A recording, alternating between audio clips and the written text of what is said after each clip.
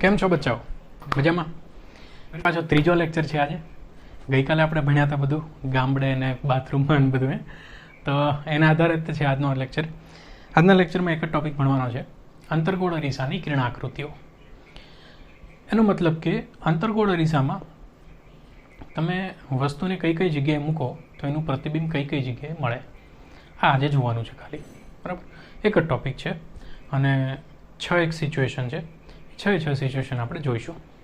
Done. તો શરૂ કરીએ આજનો લેક્ચર. ગઈકાલે મેં જે ભણાવ્યું હતું તમને ખ્યાલ હોવો જોઈએ, ફરીથી હું તમને યાદ અપાવી દઉં. ગઈકાલે આપણે જોયું હતું કે જો કોઈ કિરણ મુખ્ય અક્ષને સમાંતર આપાત થાય તો એ પરાવર્તન પામી અને અંતર્ગોળ અરીસા માટે મુખ્ય કેન્દ્ર એફમાંથી પસાર થાય. જો કોઈ કિરણ મુખ્ય કેન્દ્ર એફમાંથી પસાર થઈને આવે તો એ મુખ્ય અક્ષને સમાંતર થઈ જાય. જો કોઈ કિરણ સીમાંથી આપાત થાય તો એ ફરી પાછું સીમાં પરાવર્તિત થઈ જાય. અને જો કોઈ કિરણ પી ઉપર આપાત થાય ડાયરેક્ટ તો પીમાંથી પરાવર્તિત થઈ જાય. આવું આપણે ગઈકાલે જોયું હતું. ઓકે, તો એના આધારે તે આજનો લેક્ચર છે. બીજી હું તમને વાત કહી દઉં, જો કોઈ બે કિરણો હકીકતમાં મળતા હોય, તો એ કિરણો મળવાથી પ્રતિબિંબ રચાય. શરૂઆત કરીએ. વાંધો બધું નહીં ખબર પડે હમણાં તમને. સમજો પેલા દાખલા તરીકે આ એક અંતર્ગોળ અરીસો છે. આ એની મુખ્ય અક્ષ છે. અહીંયા છે પી, અહીંયા છે સી, અહીંયા છે એફ. ધ્રુવ પી, વક્રતા કેન્દ્ર સી, મુખ્ય કેન્દ્ર એફ. હું આમાં વસ્તુ એક પિન છે માની લો કે મારી પાસે. એ પિનને હું અહીંયા અલગ અલગ અંતરે મૂકીશ, મતલબ હું એક વખત અનંત અંતરે મૂકીશ અને જોઈશ કે પ્રતિબિંબ ક્યાં મળે છે. પછી હું સીથી થોડેક દૂર મૂકીશ, અહીંયા મૂકીશ વસ્તુને, જોઈશ પ્રતિબિંબ ક્યાં મળે. પછી સી ઉપર મૂકીશ, પછી સી અને એફની વચ્ચે મૂકીશ, પછી એફ ઉપર મૂકીશ અને પી અને એફની વચ્ચે મૂકીશ. તો આટલી 6 સિચ્યુએશન છે. 6 સિચ્યુએશનમાં વસ્તુ અહીંયા છે તો એનું પ્રતિબિંબ કઈ જગ્યાએ મળે એ આપણે જોવાનું છે. પ્રતિબિંબ મતલબ માની લો કે તમે અરીસાની અંદર જોવો છો તો તમે જો એ રિયલ છો તો તમે વસ્તુ થયા, અને તમારી સામે જ તે કોઈ બીજો વ્યક્તિ તમારા જેવો જ તે છે એવું લાગે ને તમને, તો અરીસાની અંદર તમને જે દેખાય છે ને એ પ્રતિબિંબ છે. અને તમે ખુદ જે રિયલ છો, વાસ્તવિક છો, એ કોણ છે? વસ્તુ છે. ડન. તો એ પ્રતિબિંબ ક્યાં મળે એ આપણે જોવાનું છે. તો માની લો કે એક વસ્તુ છે, પિન છે, પિન. બરાબર, અનંત અંતરે છે. ક્યાં છે? અનંત અંતરે, મતલબ અહીંયા ક્યાંક છે, તમને દેખાતું નહીં હોય, મતલબ અહીંયા છે, આમ અનંત અંતરે. તો વસ્તુમાંથી કિરણો આવે, દાખલા તરીકે તમારી સામે અરીસો છે તો પ્રકાશના કિરણો વસ્તુમાંથી આવે છે ને. અરીસાને કેમ ખબર પડે છે કે આ મોઢું છે એમ? કારણ કે મોઢામાંથી જે કિરણો આવે છે, મતલબ કે આ ચામડી ઉપરથી દરેક બિંદુ ઉપરથી જે કિરણો આવે છે એ અરીસા વડે પરાવર્તન પામે છે અને તમારી આંખમાં પ્રવેશે છે. તો અહીંયાથી જે કિરણો આવે છે એ આપાત કિરણો છે, અને અરીસાની સપાટી વડે પરાવર્તન પામીને તમારી આંખમાં જાય છે એ કોણ છે? પરાવર્તિત કિરણો છે. તો પરાવર્તિત કિરણો ઘણા બધા કોઈ એક બિંદુએ મળ્યા ત્યાં વસ્તુનું પ્રતિબિંબ રચાય. જોઈએ કઈ રીતે રચાય છે. અનંત અંતરેથી જો કોઈ કિરણો આવતા હોય તો એ કેવા હોય? સમાંતર હોય. કાલે વાત થઈ હતી આપણે. દાખલા તરીકે વસ્તુ અનંત અંતરે છે તો એમાંથી આવતા કિરણો સમાંતર હશે. તો માની લો કે ઘણા બધા કિરણો આવે છે, સમાંતર કિરણો. તમને કલર ડિફરન્સમાં ખબર પડે છે ને? ઘણા બધા કિરણો આવ્યા. વસ્તુ ક્યાં છે અત્યારે? અનંત અંતરે. કિરણો આવ્યા. હવે આ સમાંતર કિરણ છે, પહેલું કિરણ. તો પરાવર્તન પામીને ક્યાંથી પસાર થશે? મુખ્ય કેન્દ્ર એફમાંથી. આ કિરણ સમાંતર છે, ક્યાંથી પસાર થાય? એફમાંથી. આ કિરણ ક્યાંથી પસાર થાય? એફમાંથી. આ કિરણ ક્યાંથી પસાર થાય? એફમાંથી. તો બધા કિરણો એફમાંથી પસાર થયા. દિશા દર્શાવી દેવાની ખાસ. આ આમ પસાર થાય, આ આમ, આવી રીતે, આવી રીતે. કિરણની દિશા ખાસ દર્શાવવી જરૂરી છે. ડન. તો વસ્તુ ક્યાં છે અત્યારે? અનંત અંતરે. હવે વસ્તુમાંથી આવતા કિરણો પરાવર્તન પામીને ક્યાં ભેગા થયા? અહીંયા. પરાવર્તન પામીને કિરણો જ્યાં ભેગા થાય ને ત્યાં વસ્તુનું પ્રતિબિંબ રચાય. તો તો પરાવર્તિત કિરણો બધા ક્યાં ભેગા થયા? એફ ઉપર. તો પ્રતિબિંબ ક્યાં રચાશે? એફ ઉપર. વસ્તુની સાઇઝ કેવડી હતી? મોટી. અને અહીંયા પ્રતિબિંબની સાઇઝ કવડી છે? બિંદુ જેવડી, નાની અમથી, હે ને? તો આપણે બધું કમ્પેર કરવું પડશે કે ભાઈ વસ્તુ ક્યાં છે, પ્રતિબિંબ ક્યાં છે. વસ્તુની સાઇઝ કેવડી છે, પ્રતિબિંબની સાઇઝ કેવડી છે. વસ્તુ છે એ વાસ્તવિક છે કે આભાસી છે? પ્રતિબિંબ છે એ વાસ્તવિક છે કે આભાસી છે? બધું જ આપણે લિસ્ટ કરીએ, બરાબર. એટલે આવી તો ઘણી બધી 6 સિચ્યુએશન થશે. એટલે 6 સિચ્યુએશનમાં શું છે એ આપણે અહીંયા લિસ્ટ કરતા જઈએ. હું અહીંયા લખું છું વસ્તુનું સ્થાન. વસ્તુ સ્થાન. આ કોષ્ટક આખું તમને મળી જશે નવનીતમાં. પ્રતિબિંબનું સ્થાન કઈ જગ્યાએ છે? પ્રતિબિંબનું સ્થાન. પછી પ્રતિબિંબનો પ્રકાર કેવો છે? સોરી, પ્રતિબિંબનું કદ કેવડું છે એ લખીએ. પ્રતિબિંબ કદ. અને છેલ્લું પ્રતિબિંબનો પ્રકાર. ખ્યાલ આવી જશે ને? ચાલો, આની માટે બોલો. પહેલી માટે વસ્તુ સ્થાન કઈ જગ્યાએ છે? અનંત અંતરે. તો હું અહીંયા લખીશ અનંત અંતરે. પ્રતિબિંબ સ્થાન. પ્રતિબિંબ કઈ જગ્યાએ રચાણું? તો કે એફ ઉપર. એફ એટલે કોણ? મુખ્ય કેન્દ્ર. તો હું અહીંયા લખું મુખ્ય કેન્દ્ર એફ પર. વસ્તુ આવડી મોટી હતી, પ્રતિબિંબ કેવડું છે? નાનું અમતું. તો વસ્તુ કરતાં પ્રતિબિંબ નાનું થઈ ગયું કે મોટું થઈ ગયું? તો કે નાનું થઈ ગયું. જો વસ્તુ આવડી હોય અને પ્રતિબિંબ આવડું થઈ જાય ને તો એને કહેવાય પ્રતિબિંબ નાનું થયું. અને વસ્તુ આવડી હોય અને પ્રતિબિંબ આટલું અમથું થઈ જાય તો એને કહેવાય અત્યંત નાનું થઈ ગયું, હે ને? બે વસ્તુ છે. તો અહીંયા પ્રતિબિંબને તમે નાનું કહેશો કે અત્યંત નાનું કહેશો? તો કે અત્યંત નાનું કહેશો. એટલે પ્રતિબિંબનું કદ કેવડું? અત્યંત નાનું. કેવું? અત્યંત નાનું. પ્રતિબિંબનો પ્રકાર અહીંયા હું લખીશ વાસ્તવિક અને ઉલટો. વાસ્તવિક અને ઉલટું. આ કઈ રીતે છે એ તમને નેક્સ્ટ સિચ્યુએશનમાં ખબર પડશે, બરાબર. આ છેલ્લું પ્રકાર. પ્રકાર વાસ્તવિક અને ઉલટું લખ્યું તો અહીંયા તમને ઉલટું કે એવું કંઈ દેખાતું નથી. કિરણો હકીકતમાં મળ્યા છે એટલે વાસ્તવિક છે એ વાત નક્કી થઈ ગઈ. મેં તમને પહેલાં કીધું હતું ને કે કિરણો જો હકીકતમાં મળતા હોય તો પ્રતિબિંબ કેવું હશે? વાસ્તવિક. અને જો કિરણો મળતા હોય તેવો ભાસ થતો હોય, મતલબ પેલું ડોટ ડોટ વાળું હોય, તો પ્રતિબિંબ કેવું હશે? આભાસી હશે. અહીંયા કિરણો હકીકતમાં મળ્યા? હા, મળ્યા.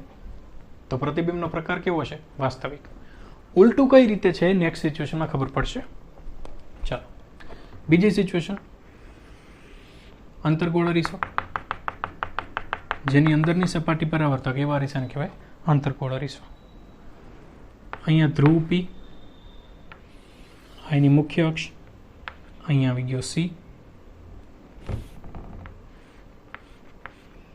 અહીંયા આવી ગયો સી, અહીંયા આવી ગયો એફ. બેની વચ્ચે હોય ને મધ્યબિંદુ. ચાલો, હવે હું વસ્તુને મૂકીશ સી થી થોડે દૂર, નજીક નજીક લાવતા જઈએ. અહીંયા મૂકી મેં વસ્તુ. હવે વસ્તુ દેખાણી. પહેલાં તો અનંત અંતર હતી ને તો નહોતી દેખાતી. વસ્તુનું નામ હું આપું એ બી. આ વસ્તુ છે. જે સાઈડ પીનું હોય એ સાઈડ એ નામ આપવાનું. અહીંયા બી નામ આપ્યું છે. આટલી વસ્તુ છે, બરાબર, આટલી સાઇઝની. હવે એ બિંદુનું પ્રતિબિંબ મેળવવા માટે એ બિંદુમાંથી આપણે 2 કિરણો પસાર કરશું, મિનિમમ 2 કિરણો. 2 કિરણો અહીંયાથી પરાવર્તિત થશે અને જ્યાં મળે ત્યાં એનું પ્રતિબિંબ રચાશે. કારણ કે કિરણો એમાંથી નીકળ્યા હતા. તો જો એમાંથી હું 2 કિરણો પસાર કરું, એક કિરણો પસાર કરું સમાંતર, તો અહીંયાથી સમાંતર આપાત થયું. તો મુખ્ય અક્ષને સમાંતર આપાત થતું કિરણ પરાવર્તન પામીને ક્યાંથી પસાર થાય? તો કે એફમાંથી. તો એફમાંથી પસાર કરો. થઈ ગયું. દિશા દર્શાવી દઈએ આ રીતે. આ રીતે. બીજું કિરણ હું પસાર કરું એફમાંથી. તો એફમાંથી પસાર થઈ ગયું આ રીતે. તો એફમાંથી પસાર થતું કિરણ પરાવર્તન પામીને ક્યાંથી પસાર થાય? તો કે સમાંતર થઈ જાય. તો આ થઈ ગયું મુખ્ય અક્ષને સમાંતર. ઓકે. તો એમાંથી 2 કિરણો નીકળ્યા બે કિરણો પરાવર્તન પામીને ક્યાં ભેગા થયા? તો કે જો આ આપાત કિરણ છે, આ પરાવર્તિત કિરણ છે, આપાત કિરણ છે, આ પરાવર્તિત કિરણ છે. તો બે પરાવર્તિત કિરણો ક્યાં મળ્યા? અહીંયા. તો અહીંયા એનું પ્રતિબિંબ રચાશે, કારણ કે આ બે કિરણો કોના છે? એના છે. તો અહીંયા એનું પ્રતિબિંબ રચાશે અહીંયા. તો એ છે વસ્તુ છે, પ્રતિબિંબને હું નામ આપું એ ડેશ, કારણ કે પ્રતિબિંબ છે એટલે. તો એ ડેશ અહીંયા રચાતું હોય તો બી ડેશ ક્યાં હશે? જો આ વસ્તુ આમ હતી, હવે એ નીચે આવી ગયો તો બી ડેશ ક્યાં હશે? આમ હશે, આમ. અહીંયા બી ડેશ હશે ને, તો અહીંયા બી ડેશ છે. સમજ્યા તમે? તો એમાંથી નીકળેલા બે કિરણો પરાવર્તન પામીને અહીંયા ભેગા થયા એટલે અહીંયા એનું પ્રતિબિંબ મળ્યું એ ડેશ, તો બી ડેશ ઉપર હશે. વસ્તુ સ્થાન, હવે આની ઉપર આવી જઈએ. વસ્તુ સ્થાન ક્યાં છે? સી થી દૂર. આ એ બી વસ્તુ છે ને, ક્યાં પડી છે? સી થી દૂર. તો હું લખું વસ્તુનું સ્થાન સી થી દૂર. પ્રતિબિંબનું સ્થાન ક્યાં છે? પ્રતિબિંબ ક્યાં મળ્યું? તો કે સી અને એફ ની વચ્ચે. એટલે હું લખું સી અને એફ ની વચ્ચે. ચાલો હવે પ્રતિબિંબનું કદ. વસ્તુ કરતાં પ્રતિબિંબ થોડુંક નાનું થઈ ગયું, બરાબર. અહીંયા તમને રિયલાઇઝ નહીં થાય પણ એક્ઝેક્ટલી નાનું થઈ જાય છે. તો પ્રતિબિંબનું કદ છે ને એ વસ્તુ કરતાં નાનું છે. હું અહીંયા અત્યંત નાનું લખીશ કે નાનું લખીશ? તો કે નાનું લખીશ. એકદમ હાવ આવું બિંદુ જેવું તો નથી થઈ જતું, એટલે આ કદ નાનું છે. ચાલો હવે વસ્તુ કરતાં પ્રતિબિંબ ઉલટું છે કે ચતું છે? વસ્તુ આવી રીતે છે, પ્રતિબિંબ આમ થઈ ગયું તો ઉલટું થઈ ગયું હે ને. અને બંને કિરણો હકીકતમાં મળ્યા છે પરાવર્તન પામીને, એટલે પ્રતિબિંબ વાસ્તવિક છે અને ઉલટું છે. હવે ખબર પડી ઉલટું કઈ રીતે મેં લખ્યું? ઓકે, તો પ્રતિબિંબનો પ્રકાર કેવો છે? વાસ્તવિક અને ઉલટું. ડન. તો બીજી સિચ્યુએશન થઈ ગઈ. હવે ત્રીજી સિચ્યુએશન. તો ત્રીજી સિચ્યુએશન માટે હું આને થોડું ભૂસી નાખું.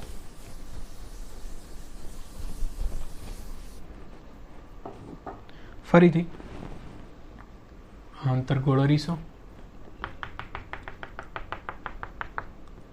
આ પી, મુખ્ય અક્ષ, અહીંયા થઈ ગયું સી, અહીંયા થઈ ગયું એફ. હવે આપણે વસ્તુને ક્યાં મૂકવાની? સી ઉપર. તો હું વસ્તુને મૂકીશ સી ઉપર એક્ઝેક્ટ. હા, એ બી. ચાલો હવે એનું પ્રતિબિંબ પહેલાં મેળવવાનું, એ બિંદુનું.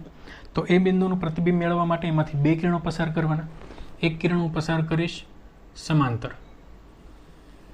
તો મુખ્ય અક્ષને સમાંતર આપાત થતું કિરણ પરાવર્તન પામીને ક્યાંથી પસાર થાય?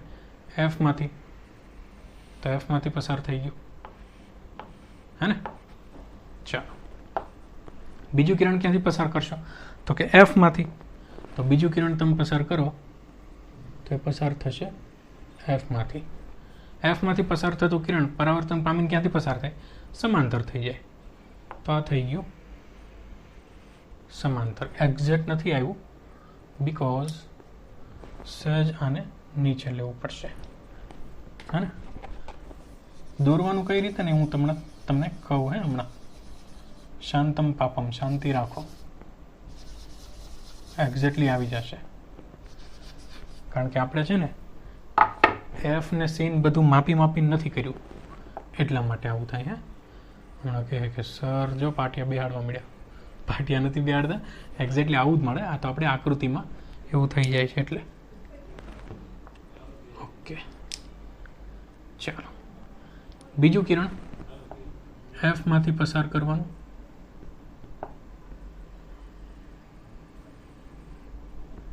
અને મુખ્ય અક્ષને સમાંતર થઈ જાય. શાંતિ રાખો. જો હું તમને ટ્રીક કહી દઉં.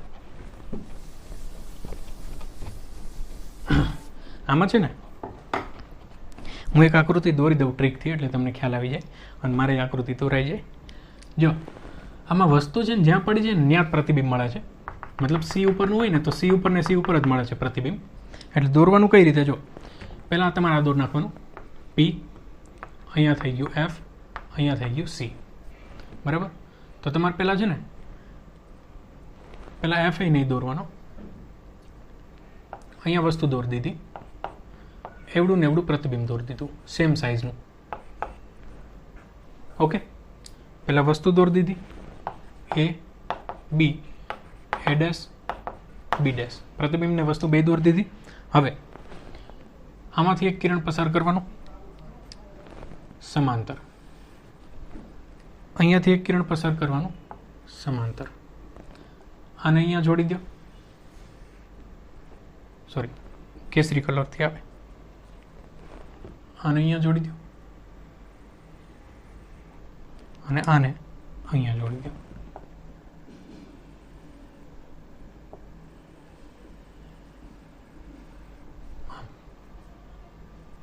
હવે જો આ કિરણ છે ને એ એફ માંથી પસાર થતું કિરણ છે, એ પરાવર્તન પામીને ક્યાંથી પસાર થયું?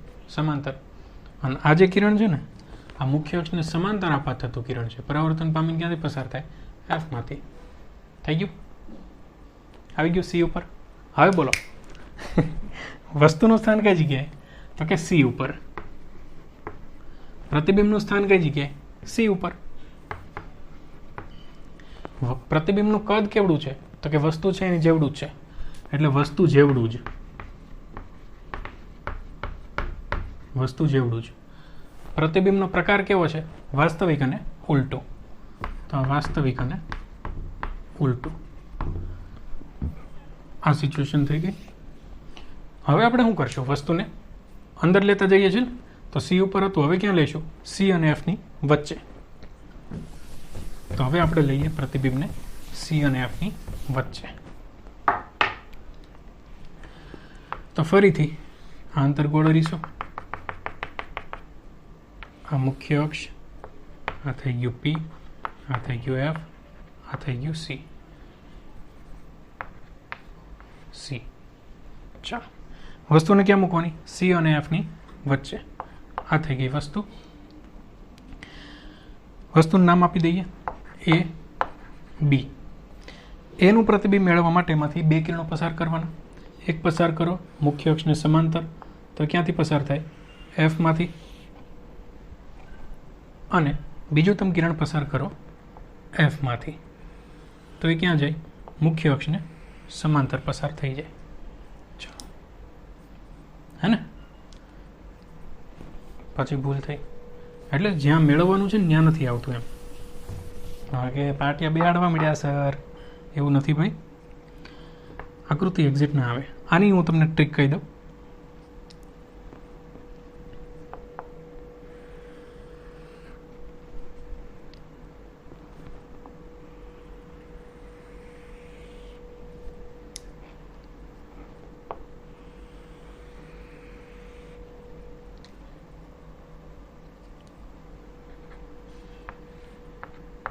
અહીંયા છે સી.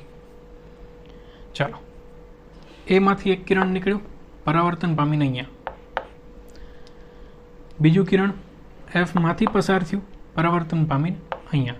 તો બે કિરણો ક્યાં ભેગા થયા? અહીંયા. તો અહીંયા એનું પ્રતિબિંબ રચાશે, તો અહીંયા આવ્યું એ ડેશ. તો બી ડેશ ક્યાં છે? ઉપર. આવી રીતે. તો અહીંયા આવી ગયું બી ડેશ. જો ન દોરાય તમારાથી, અથવા તો મારી જેમ તમારે ભૂલ થશે, તમે પ્રેક્ટિસ કરજો આની, તો એક વખત તો ભૂલ થશે જ. તો શું કરવાનું ખબર? વસ્તુ અને પ્રતિબિંબ પહેલાં દોરી દેવાના. તમને ખ્યાલ હોવો જોઈએ કે આમાં વસ્તુની સાઇઝ કેવડી મળે છે એમ. તો પ્રતિબિંબ વસ્તુ મેં પહેલાં દોરી દીધી આટલી, સી અને એફની વચ્ચે. પછી તમારે પ્રતિબિંબ દોરી દેવાનું, વસ્તુ કરતાં મોટું દોરવાનું, બરાબર? અને અહીંયા દોરી દેવાનું પહેલાં.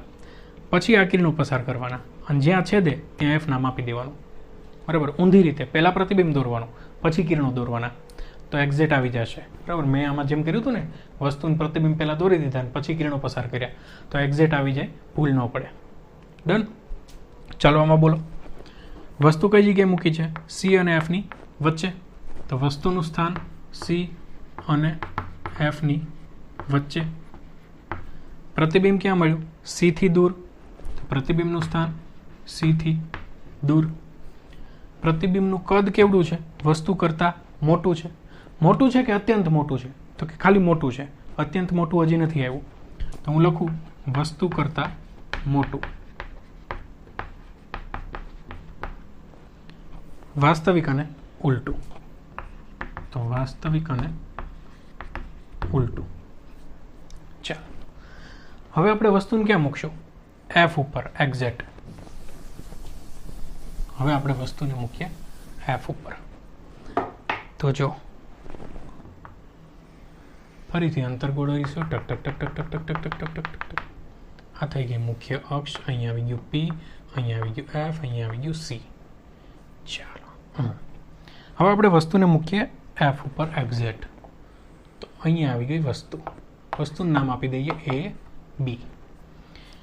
વસ્તુનું પ્રતિબિંબ મેળવવા માટે એમાંથી બે કિરણો પસાર કરીએ. એક પસાર કરીએ સમાંતર, તો એ ક્યાંથી પસાર થાય?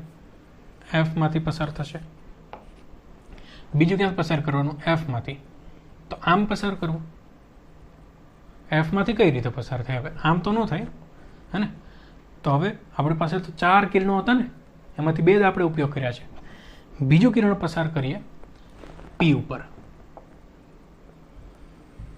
તો પી ઉપર જે ખૂણે આપાત થાય એ જ ખૂણે પરાવર્તિત થઈ જાય.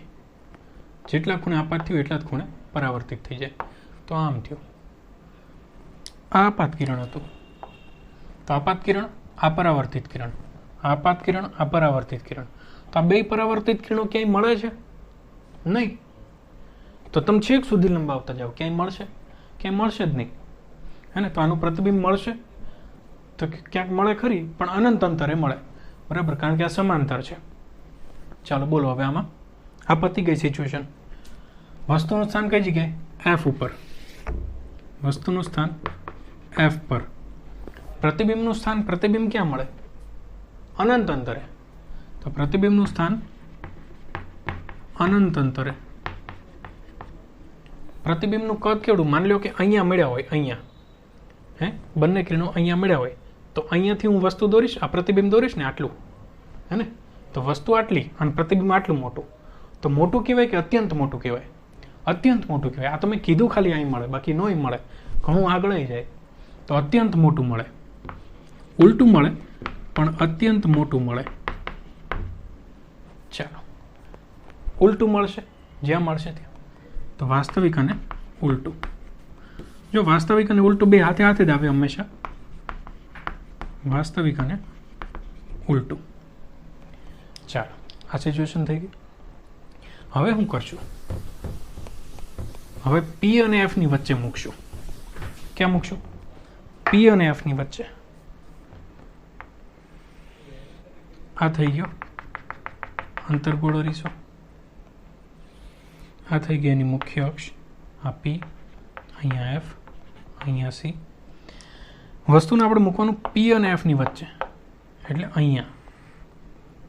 માની લો કે અહીંયા વસ્તુ છે, આ નામ આપી દઉં એ બી. પહેલું કિરણ હું પસાર કરું સમાંતર, તો ક્યાંથી પસાર થાય? એફમાંથી. એટલે આમ પસાર થયું. બીજું કિરણ પીમાંથી પસાર કરું, તો બીજું કિરણ પસાર થયું પીમાંથી.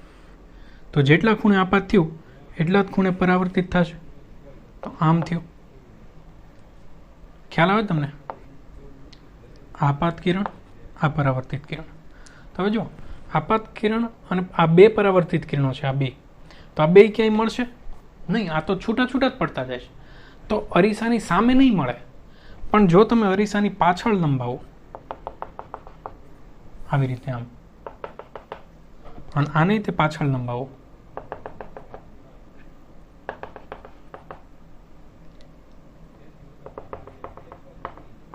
તો અહીંયા મળ્યા ક્યાંક હે ને.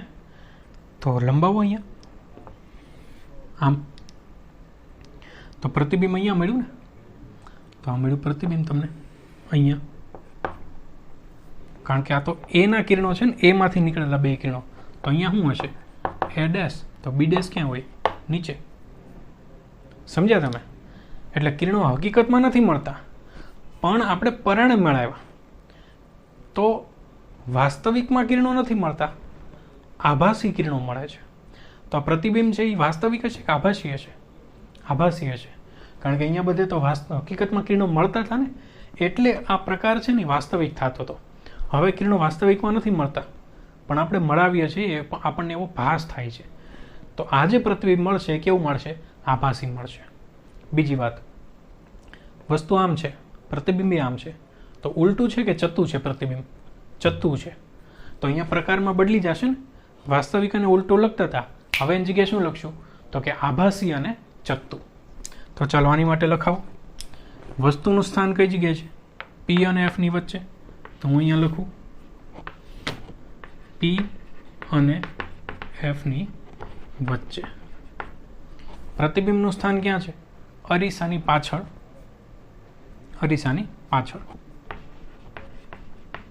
અરીસાની પાછળ. પ્રતિબિંબનું કદ કેવડું છે? મોટું છે કે અત્યંત મોટું છે? મોટું છે. એટલે વસ્તુ કરતા મોટું. વસ્તુ કરતા મોટું. પ્રકાર કેવો છે? વાસ્તવિક છે? નહીં, આભાસી છે. કારણ કે ટક ટક ટક આ ડોટ ડોટ વાળી આવી, તૂટક રેખા આવી. તૂટક રેખા જ્યાં જ્યાં આવે ત્યાં પ્રતિબિંબ આભાસી હશે. યાદ રાખવું. જ્યાં જ્યાં તૂટક રેખા આવે ત્યાં પ્રતિબિંબ આભાસી હશે. અને ચત્તું છે કે ઉલટું છે? તો કે ચત્તું છે. તો અહીંયા હું લખીશ આભાસી અને ચત્તું. દેખાય છે? આભાસી અને ચત્તું. આખું ટેબલ યાદ રાખી લો.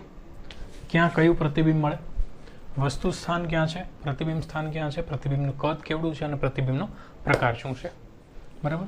અનંત અંતરે હોય તો મુખ્ય કેન્દ્ર F ઉપર મળે, અત્યંત નાનું, વાસ્તવિક અને ઉલટું. C થી દૂર મૂકો વસ્તુ તો એનું પ્રતિબિંબ C અને F ની વચ્ચે મળે, વસ્તુ કરતાં નાનું મળે, વાસ્તવિક અને ઉલટું કહે.